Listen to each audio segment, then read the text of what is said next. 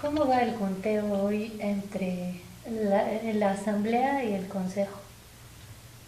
Ok. El Consejo de Seguridad, de hecho, es el cuerpo ejecutivo de la Asamblea General. La Asamblea General no tiene ningún poder ejecutivo, sino más bien poder declaratorio. O sea, ahí se llevan a cabo las discusiones, los diferentes debates, y la Asamblea vota a favor de una declaración. Pero la misma declaración o resolución no tiene ningún efecto en la realidad si la misma no pasa a la aprobación del Consejo de Seguridad. El Consejo de Seguridad es el consejo que maneja, por ejemplo, el envío de tropas a zonas de conflicto, la aplicación de sanciones, ¿sí?, en contra países que violan, por ejemplo, el tema de Irán. Irán es un país que sufre de eso, o sea, sobre el cual impusieron algunas sanciones, ¿sí?, que es un derivado, un resultado directo de las decisiones del Consejo de Seguridad. Para poder ser miembro de pleno derecho en la ONU, para que un Estado esté aceptado en la ONU como país miembro, tienen que pasar la aprobación, la confirmación del Consejo de Seguridad. Por lo tanto, le convenía muchísimo a los palestinos apelar directamente al Consejo de Seguridad para poder ser país miembro. Sin embargo, hay algunos miembros dentro del Consejo de Seguridad que tienen el derecho de veto, entre ellos los Estados Unidos. Es muy claro, lo dijo ayer el presidente Obama, de que en caso necesario él imponga, de hecho va a poner el derecho de veto para obstaculizar, para frenar de hecho la iniciativa palestina. No le conviene ni a los palestinos ni a los americanos llegar a esa situación de una calle ciega sin escape, y sería mucho más conveniente desde el punto de vista diplomático, pero también desde el punto de vista político de cada uno de los lados, llegar en un acuerdo para que los Estados Unidos no tengan que imponer no tengan que vetar contra la iniciativa palestina. La otra alternativa de los palestinos es dirigirse directamente a la Asamblea General y ofrecer, de hecho, presentar su oferta para incorporarse como país miembro en la Asamblea General, pero la Asamblea General otra vez no tiene el poder de aprobar la membresía plena de un Estado, ¿sí?, la aprobación de un Estado, sino más bien solamente un upgrade, ¿sí? ¿Cómo se dice upgrade en español? Eso no tiene palabra. Sí, sí te entendí. Sí, un upgrade de su estado, de su estatus actual, un ascenso a un país observador, algo que tiene que ver, algo parecido al estatus, por ejemplo, del Vaticano. El Vaticano no es un país de pleno derecho en la Asamblea General, sino más bien un país observador. Entonces sería también un ascenso para los palestinos, pero eso no reflejaría la culminación de sus aspiraciones. Eso sí, quisieran ser miembros de plenos derechos en la Asamblea General, pero eso puede ser alcanzado exclusiva y únicamente por medio de las resoluciones tomadas en el Consejo de Seguridad y no en la Asamblea General. Entonces, ¿por qué tanta preocupación?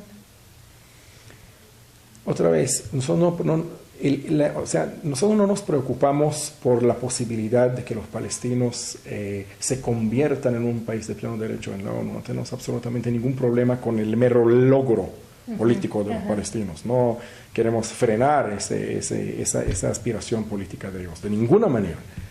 Pero, otra vez, queremos hacerlo por la vía de negociación, por la mesa de negociación, por el diálogo directo, para poder tratar y solucionar los problemas que obstaculizan, de hecho, la llegada a esa paz tan anhelada por ambas partes. No vamos a poder llegar a un acuerdo de paz sin solucionar los problemas primordiales, el tema de las fronteras, el tema de los refugiados y el tema del Estatuto de la Ciudad de Jerusalén. Para poder llegar a una paz duradera y sostenible, tenemos que solucionar dichos tres asuntos. ¿Y qué pasa con los asentamientos si hay un Estado palestino? Mira, nosotros siempre hemos dicho de que todo es negociable. Nosotros suponemos de que el conflicto es solucionable y por lo tanto todo es negociable. Yo creo que es una declaración muy fuerte, que tiene mucho peso, que tiene mucho significado. Estamos dispuestos a negociar cualquier cosa. La idea es, por supuesto, mantener, a cierto modo, la mayor cantidad de zonas en donde tenemos concentración de asentamientos, y en cambio de eso, a lo mejor hacer un intercambio de territorio, entregarles a los palestinos territorios en donde hay una concentración árabe. Hay muchísimas soluciones muy creativas, hay muchas posibilidades de cómo manejar el tema y cómo solucionarlo. Este no es el problema, ¿sí? Inclusive los asentamientos. La comunidad, los palestinos utilizan el pretexto de los asentamientos como el gran obstáculo para poder llegar a un acuerdo con ellos, pero nada que ver, este no es el problema. El problema no, en sí no son los asentamientos. Los asentamientos es un derivado, un componente dentro del problema de falta de confianza y de falta de posibilidad llegar a un acuerdo con los palestinos. Pero cada uno de los temas que acabo de mencionar, el tema de Jerusalén, los refugiados y el territorio mismo, fronteras y arreglos de seguridad, los tres temas son vinculados, ligados uno al otro. Y no se puede hablar o intentar de solucionar solamente un tema, porque todo tiene que ver, porque según ellos, la parte oriental de la ciudad de Jerusalén también son asentamientos ilegales, ¿sí? Entonces, el tema de Jerusalén es ligado al tema de los asentamientos, que es ligado al tema de las fronteras, que es ligado al tema de los refugiados, ¿sí? Todo está vinculado. Entre 130 120 y tantos países, de 190 y tantos se manifestaron a favor del Estado palestino. ¿Por qué le dieron la espalda el mundo? ¿Por qué le dio la espalda al mundo a Israel? Mira, yo no lo definiría como dar la espalda al mundo, a Israel. Yo no lo veo así. Es muy fácil para muchos países en el mundo solidarizarse con la causa palestina. Sí, ellos son los débiles, ellos los que son supuestamente conquistados por otro poder, ellos los que no cuentan con su propio país, ellos los que son supuestamente despojados de sus hogares y de sus casas, ellos los que son las víctimas de los colonos.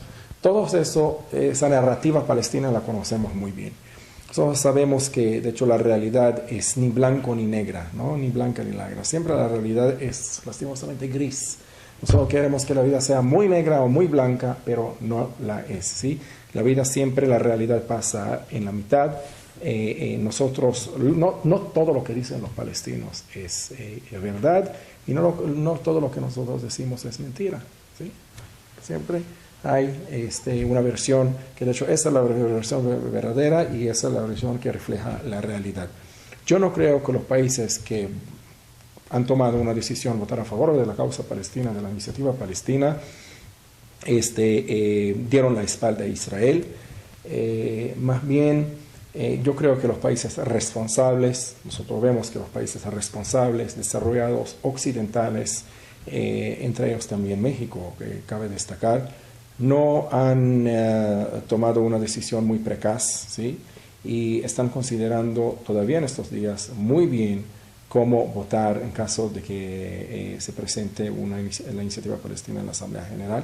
Y otra vez, todo depende, aquí es también juego de palabras, todo depende de los términos que utilicen los palestinos y que formen parte de su propuesta, ¿sí? En base de eso, los diferentes países responsables que saben, que conocen muy bien la complejidad de nuestra zona, en base de eso, los países van a tomar la decisión cómo votar, a favor o en contra, ¿sí? Entonces, yo no creo que es dar la espalda. Okay. ¿Qué sucederá con los tratados de paz con Jordania y con Egipto? ¿Y qué pasa con la relación con Turquía?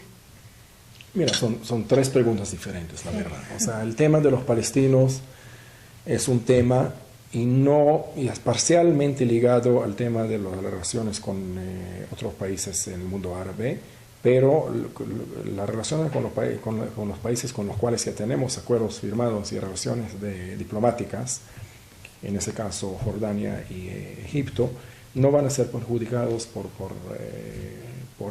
lo que está pasando, por lo que está sucediendo con los palestinos. Eso ya es otro tema. Hay una complejidad que deriva, de hecho, hay problemática en las relaciones entre nosotros y los egipcios y nosotros y los jordanos, pero eso tiene que ver con sucesos internos, tiene que ver con algunos cambios políticos y sociales que están sucediendo en las mismas sociedades, la jordana y la egipcia, ¿sí? no tiene que ver, no es ligado directamente con los palestinos. Es de nuestro profundo interés y sincero interés mantener relaciones con dichos países, tanto con Jordania como con Egipto. Vamos a hacer todo lo que llegue a nuestro alcance para poder mantener la buena vecindad y la vigencia de los acuerdos de paz. Hay otra vez acontecimientos políticos muy formadores, ¿no? Formadores para el futuro de Egipto y para el futuro de Jordania, y nosotros sí anhelamos, esperamos de que eso no perjudique la relación entre Egipto e Israel y entre Jordania e Israel. Yo creo que los mismos países tienen también un interés bastante claro de mantener las relaciones. Nosotros vemos de que a pesar de que ahorita hay un régimen militar transitorio, ¿sí? Pero no temporal, no permanente en Egipto, el mismo gobierno militar mantiene de hecho el interés de mantener las relaciones con Israel. Y yo sí espero que después de las elecciones democráticas que se llevarán a cabo en Egipto, se mantenga todavía esa situación, ¿sí? Ustedes dieron el Sinaí a cambio de la paz. ¿Qué pasa si ya no hay paz? Mira, si no hay paz ahí, hay muchas opciones. Si no hay paz, podría ser guerra, que es el escenario más extremo, y podría ser, la guerra tiene muchos matices, ¿no? Podríamos pensar no en acuerdos de paz, pero en una situación tampoco de guerra, algo intermedio. Nosotros sí esperamos que otra vez, que se mantengan de hecho las relaciones con Egipto. Tenemos una larga frontera con ellos, tenemos relaciones también económicas. Los egipcios nos suministran gas y petróleo. También el acuerdo de petróleo es un derivado del acuerdo de paz, ¿sí? Es un resultado positivo del acuerdo de paz que nos firmamos con ellos en 1979. Y el acuerdo del suministro de gas es un proyecto más recién, con muchísima importancia estratégica y económica para Israel. Y sí, yo creo, a lo mejor es mi wishful thinking, pero yo espero que los egipcios sepan manejar las cosas de tal manera, de tal forma que, por un lado, puedan satisfacer, de hecho, la voluntad popular de convertir su país en un país más avanzado, más democrático, ¿sí? Que refleje la voluntad popular del pueblo, que el gobierno refleje la voluntad popular, y por el otro lado que sepan mantener los intereses con nosotros, ¿sí? Erdogan dice que quiere el liderazgo del mundo musulmán y que está compitiendo con Irán por ello. Eso lo dijo no sé si Eli Carmon. Bueno, no sé si lo ha dicho explícitamente, Eli Carmon, Boaz Ganor de la conferencia de contraterrorismo en Herzliya, de la Universidad de Herzliya. Sí, mira, el tema de Erdogan... ¿Cómo juega ahí? El tema de Erdogan es un tema también preocupante, pero hay que analizarlo más bien en todo el contexto regional. Nosotros sabemos muy bien que Turquía fue, de hecho, rechazado de la comunidad de la Unión Europea. Hubo en el pasado intentos bastante fuertes y avanzados en incorporar, de hecho, Turquía en la Unión Europea. Sin embargo, lastimosamente, no fue aceptado Turquía las negociaciones se pararon. Y yo creo que desde entonces Erdogan empezó a mirar hacia el oriente, como nosotros decimos, buscando otras alternativas y buscando también, digamos, restaurar, reanudar los tiempos gloriosos del Imperio Turco, cuando de hecho ellos tenían un impacto muy fuerte sobre una influencia muy fuerte en todos los países de la región. Entonces, de repente es lo que él está buscando de hacer. Vemos una injerencia, ¿no? Injerencia de los turcos en asuntos internos de otros países, ¿sí? No solamente en el tema de Israel, por ejemplo, en el tema del Chipre, en lo que está pasando ahorita con la búsqueda de pozos de gas. Erdogan acaba de amenazar de que si los chipriotas sigan con esa búsqueda marítima de pozos de gas, va a lanzar sus propias naves de ataque y de misiles, etcétera, etcétera. Entonces, aquí se trata de una nueva política, de hecho, manejada por él, pero más bien yo creo que es un problema de una persona, ¿no?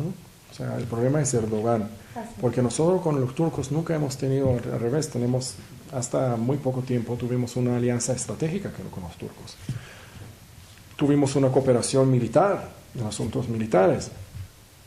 Económicamente, una amistad impresionante, ¿no? Un flujo turístico enorme de israelíes a Turquía, mucho intercambio comercial. Yo creo que aquí se trata de una política de una persona que lastimosamente se ha venido siendo muy poderoso, ¿sí? Ha venido siendo muy poderoso, debilitó todas las... debilitó otras, digamos, instituciones de balance en Turquía, como la institución, por ejemplo, militar, el ejército, debilitó la Corte Suprema, siempre controlada por una mayoría laica, no musulmán, no fundamentalista. Yo creo que, otra vez, se trata de una ambición de una persona, pero otra vez también el tema de los turcos. Yo creo que vamos a regresar a tiempos, los mejores tiempos que tuvimos con ellos, y yo sí espero que no lleguemos a un deterioro, ¿sí? Fuerte en las relaciones, a pesar de todas las declaraciones muy adversas que él ha hecho últimamente. ¿Pero por qué Israel? ¿Por qué la baraja israelí? ¿Es porque el enemigo de mi enemigo es mi amigo para unir a los musulmanes? No, el tema que de Erdogan de hecho se disparó, se estalló cuando tuvimos el acontecimiento de la flotilla. Cuando empezó el atentado, de hecho, la flotilla, cuando llegó la flotilla, y los resultados fueron bastante sangrientos, lastimosamente. Desde entonces se ofendió muchísimo. Erdogan lo tomó de una manera muy personal, lo considera como un asesinato. Él le ha exigido que nosotros le paguemos compensaciones a las familias de las víctimas, que son prácticamente terroristas que vinieron a atacar a Israel, ¿sí? Disfrazados de una flotilla humanitaria, de apoyo humanitario, etcétera. Nada que ver. Nosotros tenemos todos los videos que nos enseñan cómo ellos llegaron con armas de fuego, además con cuchillos, con arma blanca, y no fue de ninguna manera una flotilla de apoyo humanitario. Él no está dispuesto con el hecho, yo creo que aquí se trata de la soberanía israelí, que nosotros tenemos un bloque marítimo sobre la Franja de Gaza, pero es de nuestro derecho, y cabe destacar ese punto, es de nuestro derecho, en el marco de la ley internacional, imponer un bloque marítimo sobre una zona conquistada, y ese bloque marítimo debe contar con ciertas reglas y leyes internacionales, y nosotros sí cumplimos con eso. Se trata de zona en conflicto, y en zonas en conflicto hay algunas reglas y leyes que el país involucrado en esa zona de conflicto puede imponer y puede realizar. Entonces, él no lo acepta, pero es el problema de él, no es un problema nuestro. Nosotros sí quisiéramos mantener la relación, la alianza que tenemos con Turquía. Aquí no se trata de ningún conflicto directo que nosotros tenemos con ellos, de ninguna manera. De hecho, fue la verdad un acto bastante no inteligente de mandar una flotilla con esas terroristas a las costas de Israel, porque eso sí estalló un conflicto de hecho directo entre nosotros y Turquía. ¿No es un pretexto? Y nunca lo tuvimos antes del acontecimiento de la flotilla. Yo no creo que de repente podría ser un contexto, la verdad que no te sabría decir. No, un pretexto para encender para encender algo. Sí, mira, nosotros sí sabemos que ese señor, el primer ministro turco, siempre ha tenido opiniones bastante problemáticas desde el punto de vista de Israel, ¿sí? Nunca nos ha favorecido, nunca ha sido un aliado así, digamos, de corazón, nunca ha tenido una chispa sionista o algo por el estilo, todo lo contrario. Pero sí pudimos mantener la relación con él, porque hubo un equilibrio entre las opiniones que fueron publicadas por él y las otras instituciones gubernamentales en Turquía, inclusive la del ejército, ¿sí? El ejército siempre ha sido un cuerpo que tuvo relación, que tenía una relación muy estrecha con su homólogo israelí, con el cuerpo de Israel. Entonces hubo un balance, un equilibrio entre lo que él decía y lo que decían otros componentes importantes en el régimen turco. Lastimosamente, como un resultado del debilitamiento de dichos factores, ¿sí? El ejército, la Corte Suprema, el Congreso, etcétera, etcétera, ahorita escuchamos solamente una voz, la voz de Erdogan. Pero eso no significa que así piensan todos los turcos y esto es el interés profundo nacional de Turquía. Okay. ¿Cómo los han tratado en México la prensa? ¿Cómo nos ha tratado la prensa en México? Nos ha tratado muy bien. Tenemos aquí una apertura, tenemos muchísimos amigos entre los periodistas mexicanos. Hay mucha apertura a escuchar, oír, analizar y dar espacio a la opinión israelí, sobre todo en lo que tiene que ver con el tema palestino. Últimamente hay un gran interés en todo el mundo a escuchar, de hecho, las opiniones israelíes. Vamos a decir la verdad, tanto las israelíes como las palestinas. ¿Sí? Nosotros últimamente vemos muchísima presencia de la embajadora, de su servidor, en los medios de comunicación. Hay otra vez mucho interés en entrevistarnos, ¿sí? Exponer la postura oficial del Estado de Israel frente al público mexicano, darle a conocer lo que nosotros pensamos, y también del lado de los palestinos. Y es muy interesante, en los últimos días hemos tenido como tipo de correspondencia, ¿no? Cada lado que quería, que intentó de hecho de conquistar la mayor cantidad de medios de comunicación posible. Yo creo que nosotros salimos muy bien en eso.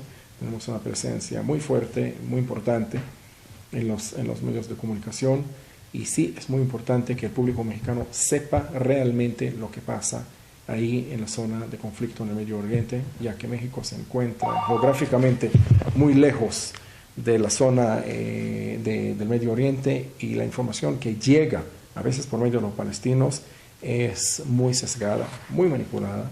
Hay mucha distorsión de información y lastimosamente muy desconectada de la realidad.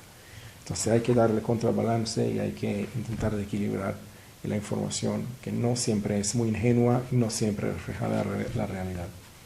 Okay. Gracias, Eldar. Gracias a ustedes.